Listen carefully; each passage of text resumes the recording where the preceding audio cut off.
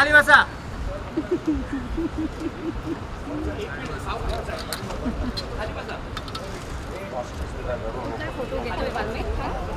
Maithili, please stand up. Maithili, stand up.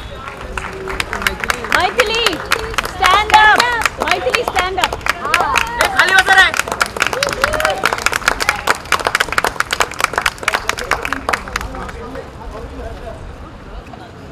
Arey, Patil, we can't see her only.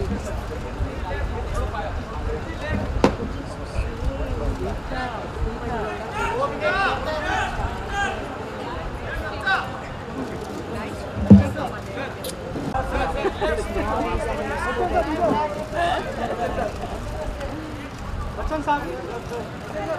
ये photo. We also have my mother's father joining us, Mr. Shivaji Patil. अरे आता कोण उभं राहिलं मध्ये येऊन. Let's get you seated. That's very very.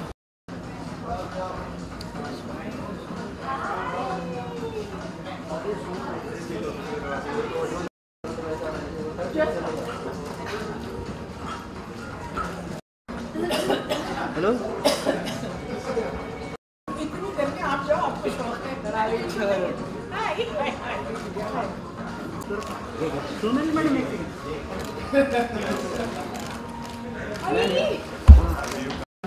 See you. Please, it's you.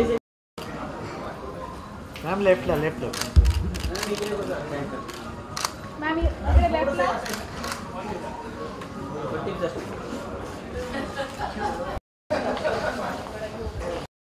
अच्छा.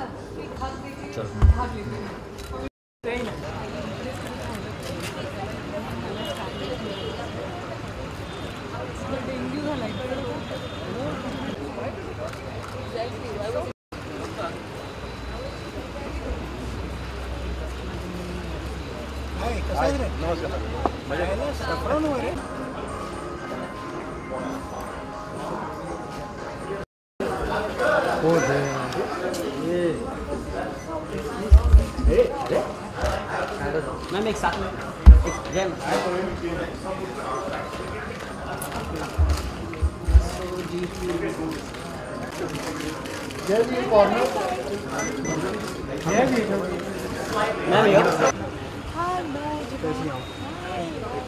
नमस्कार, कैसे हैं आप?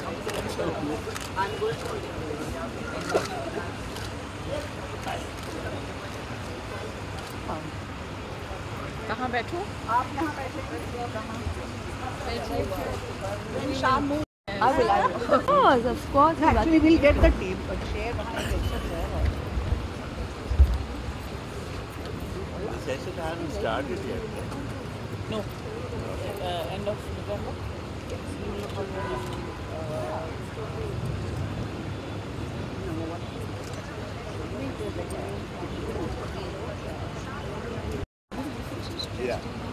My deepest apologies for being late this evening.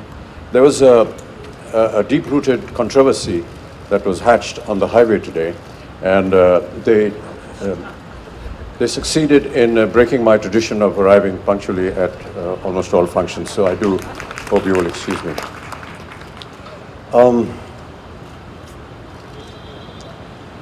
I always fall short of words whenever I have to speak about Smita and her association with me and with the industry. From the very first moment that we came to know of her was through her face on television, and there was always something very unusual about the way she presented herself, about the way she looked, about the way she conducted her life. And when I had the great opportunity to work with her, I realized so many other things that were extremely, extremely unique about Smita.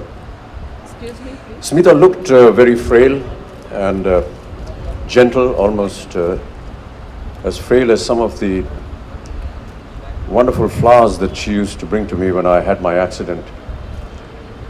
But she was a strong woman, extremely strong, very committed to not just her work, but into her beliefs, in what she believed was right and what was wrong. Some of the things that she did in cinema with me were totally against her nature. particularly a film like Namak Halal, where she had to do a rain dance with me, and she felt it was absolutely away from her culture and thinking, but because it was contracted to do something, we had to go ahead with it. And all the time I used to keep reassuring her that everything will be fine. And then I think a month or two after the film released, we happened to be in the same city, and we met up. And she said, you know, Amitabh, I've worked in so many good films, great cinema. A sense of premonition. She was a dear friend of mine. We worked together in some very important films. But other than meeting her on sets, I never really had a social equation with her. And so when I was shooting for my film Coolie in Bangalore, one night, very late, almost 2 o'clock in the morning, the hotel receptionist called and said, "You have a phone call, sir, and would you like to take it?" So I said, "It's really late and I have to get up early." "Who is it?" They said, "It's Smita Patil." This was a shock to me because I had never ever spoken to her on the phone. Neither had she called nor I called her. And I had my accident in Coolie. And I cannot but think of those moments when Smita had this premonition about something going wrong with me. I've read through some of the portions of this book, and I must congratulate you, Maitri-ji, for really putting across the book in a great amount of elegance and in eloquence as well. There are portions which have been very deeply researched, and many of you who did not know her, as did Maitri did not know her, she has put together something which will give an indication of who and what Smita Patil really was. I'm going to read a few portions of this book a little later, but these are some of the words that I remember today about Smita. She was ill during a time when I was about to travel to Mauritius, and I finished very late at night here as a great human being. Thank you, ladies and gentlemen. Thank you, Mr. Bachchan. Mr. Benigal, a few words from you.